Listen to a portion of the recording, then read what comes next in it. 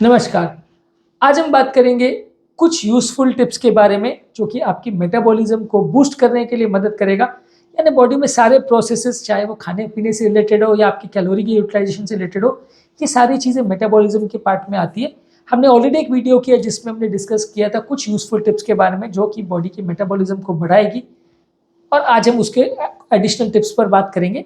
Metabolism को बढ़ाना इसलिए ज़रूरी है क्योंकि हमारा ओवरऑल जितना कैलोरी हम यूटिलाइज़ करते हैं या जितना खाने की यूटिलाइज़ेशन हम करते हैं, जितना पाचन वगैरह होता है, सब कुछ मेटाबॉलिज़्म के अंतर्गत आता है। तो अच्छा अगर मेटाबॉलिज़्म होगा तो आपको उतनी ज़्यादा डाइटिंग की ज़रूरत नहीं होगी, आपका खाने का पाचन वगैरह अच्छा होगा और आप हेल्दी ज़्यादा रहेंगे। तो आज कुछ और यूज़फुल टिप्स पर बात करेंगे मेटाबॉलिज़्म को बढ़ाने के लिए। टॉपिक पर जाने से पहले जो लोग हमारे चैनल पर नए हैं, उन्हें रिक्वेस्ट करूँगा कि चैनल को सब्सक्राइब करें, वीडियोज़ को लाइक और शेयर करें। मेटाबॉलिज्म बढ़ाने के लिए आपको दिन भर एक्टिव रहने की ज़रूरत है। जो लोग बैठे-बैठे वाला जीवन जीते हैं, कुछ भी काम धंधा नहीं करते, एक्सरसाइज नहीं करते, कुछ भी काम में बॉडी को या माइंड को इन्वॉल्व नहीं करते, उनका मेटाबॉलिज्म कम हो जाता है, बॉडी शिथिल हो जाती है। आपको बॉडी को रेगुलर किसी एक्टिविटी में इन्वॉल्व करके रखना है। यदि आप रेगुलर एक्टिविटीज़ करते हैं, काम-वाम करते रहते हैं, वॉकिंग, रनिंग, जॉगिंग ये सब करते हैं या एटलीस्ट काम के बीच में भी थोड़े-थोड़े ब्रेक्स लेके चलना-फिरना कर लेते हैं, तो इससे भी आपका थोड़ा मेटाबॉलिज्म बढ़ता है। बैठे-बैठे का जीवन या ऑफिस वर्क जो लोग करते हैं उनका मेटाबॉलिज्म कम हो जाता है, उनका वज़न जल्दी बढ़ता है। इसके अलावा कोल्ड एक्सपोज़र भी एक तरीका है। बॉडी को थोड़ा ठंड का अगर हम एक्सपोज़र करते हैं या ठंड में बॉडी को रखते हैं तो इससे हमारा बॉडी का कैलोरी रिक्वायरमेंट बढ़ जाता है। बहुत ज़्यादा ठंडा नहीं, मैं ऐसा नहीं कह रहा हूँ कि आप बर्फ़ पे जाके लेट जाओ, ऐसा मत करिए। थोड़ा-सा कंट्रोल एनवायरनमेंट में यदि बॉडी को अगर आप ठंड से एक्सपोज़ करते हैं तो इससे भी टेम्परेचर आपका बॉडी का बढ़ता है और आपकी मेटाबॉलिज्म इम्प्रूव होती है। इसके अलावा आप छोटे-छोटे मात्रा में फ्रीक्वेंट मील्स खाइए।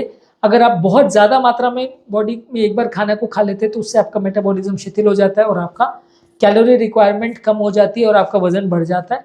छोटे-छोटे अमाउंट्स में बार-बार डिवाइड करके खाने को खाएँगे तो आपका कंपैरेटिवली मेटाबॉलिज्म ज़्यादा अच्छा रहेगा।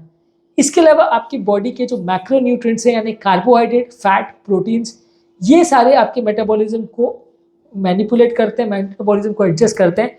तो इसके प्रॉपर्ली मैनेजमेंट को मेंटेन करना ज़रूरी है क्योंकि यदि आप इसको प्रॉपर्ली मेंटेन नहीं करते तो आपका मेटाबॉलिज्म गड़बड़ होगा। एक्सट्रीम डाइट्स को अवॉइड करिए। यदि कार्बोहाइड्रेट, फैट्स, प्रोटीन का प्रॉपर इंटेक नहीं होगा तो मेटाबॉलिज्म अपने आप स्लो हो जाएगा और आपका वज़न उतना ईज़िली लूज़ नहीं होगा जितना आप चाहते हो। सबसे अच्छा वज़न लूज़ हो इसके लिए सबसे बेस्ट तो यही होता है कि आपका खाना-पीना कम रहे और मेटाबॉलिज्म ज़्यादा रहे तो भी आपका वज़न जल्दी कम होगा। यदि मेटाबॉलिज्म भी साथ में कम हो गया तो आपकी डाइटिंग उतना वर्क नहीं करेगी, तो इसलिए आपको बहुत क्रैश डाइट्स नहीं करना चाहिए। Avoid liquid calories. यदि आप शुगर कंटेनिंग ड्रिंक्स या बेवरेजेस ज़्यादा मात्रा में ले रहे हैं तो इससे भी आपका मेटाबॉलिज्म कम हो जाता है। आपको शुगर वाले ड्रिंक्स को जहाँ तक पॉसिबल अवॉइड करना चाहिए। खाना खाने के बाद आपको एक्टिव रहना है, आपको खाना खाने के बाद तुरंत सो नहीं जाना है। जो लोग खाना खाने के बाद तुरंत सो जाते हैं उनका मेटाबॉलिज्म कम हो जाता है। आपको एक्टिव रहना है, वॉक के लिए जाना है तो खाने को पचाने में आपको मदद मिलेगी। इसके अलावा ओमेगा 3 फैटी एसिड जो कि fatty fish, chia seeds, almond, walnuts ये सारी चीज़ों में होता है, इसको आप ज़्यादा मात्रा में लेंगे तो इससे आपका बॉडी का मेटाबॉलिज्म बेटर होता है। ओमेगा 3 फैटी एसिड बॉडी के मेटाबॉलिज्म को बढ़ाने में मदद करता है। स्पाइसी या मसालेदार खाना जिसमें कि जिंजर यानी अदरक, टर्मरिक यानी कि हल्दी और सिनेमन यानी दालचीनी ये सारे आपके मेटाबॉलिज्म को बढ़ाते हैं। तो खाने में इनका प्रयोग अगर आप ज़्यादा करते हैं तो आपका स्पाइस जो है कंटेंट बढ़ता है खाने का और इससे आपका मेटाबॉलिज्म इम्प्रूव होता है। तो ज़्यादा स्पाइसी खाना खाना आपके लिए अच्छा है। खाने को प्रॉपर्ली चबाइए। यदि आप खाने को प्रॉपर्ली चबाते हैं, प्रॉपर्ली च्यू करते हैं तो इससे भी आपका मेटाबॉलिज्म बेटर होता है। जो भी आप खाना खा रहे हैं उसको प्रॉपर्ली चबा-चबा के मल्टीपल टाइम्स अगर उसको खाते हैं तो अच्छा रिजल्ट्स आपको मिलेगा। पर्याप्त मात्रा में बॉडी में आयरन भी होना चाहिए। बॉडी में अगर आयरन की अगर कमी होती है तो इससे भी मेटाबॉलिज्म कॉम्प्रोमाइज़ होता है। जो भी चीज़ों में आयरन कंटेनिंग चीज़ें हैं या हरी साग सब्जी वगैरह जिसमें आयरन ज़्यादा होता है, वो सारी चीज़ों को आप रेगुलर बेसिस पे खाएँगे तो उसका आपको मेटाबॉलिज्म पे बेनिफिशियल इफेक्ट मिलेगा। इसके अलावा रात को सोने से तुरंत पहले खाना मत खाइए, लेट नाइट को ज़्यादा खाना मत खाइए। इससे आपका खाना कई बार कॉम्प्रोमाइज़ होगा, मेटाबॉलिज्म कॉम्प्रोमाइज़ होगा, आपका वज़न बढ़ेगा। लेट नाइट खाना खाना आपके लिए अच्छा नहीं है, इससे आपका हेल्थ बिगड़ती है। तो जहाँ तक पॉसिबल है लेट नाइट खाना अवॉइड करिए।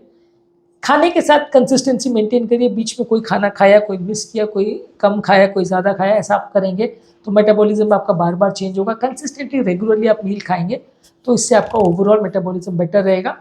और जो भी वजन लॉस करने के लिए आपने टारगेट सेट किए हैं उसके लिए प्रॉपर अपना प्रोग्रेस हो रहा है कि नहीं, उसको टारगेट को अचीव आप कर पा रहे हो कि नहीं, उसका प्रॉपर ध्यान रखिए, उसके प्रोग्रेस को ट्रैक करिए। आज इतना है, कल उतना है, आज इतना वजन आपका है, कल बढ़ रहा है कि कम हो रहा है। ये सारी चीज़ों को आप प्रॉपरली डायरी में या किसी ऐप में, किसी लैपटॉप अगर में सेव करके रखेंगे तो आप अपने प्रोग्रेस को चेक कर पाएंगे। नहीं तो क्या है, आप अपनी डाइटिंग करते रहोगे और वजन आपका बढ़ता चला जाएगा, तो उसको प्रॉपरली ट्रैक और मेंटेन करना ज़रूरी है।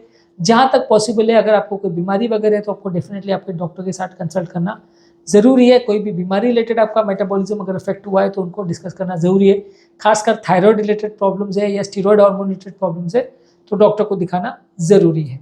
तो आज हमने कुछ और यूजफुल टिप्स के बारे में बात करी जो बॉडी के मेटाबॉलिज्म को इम्प्रोवाइज करने में आपकी मदद करेंगे।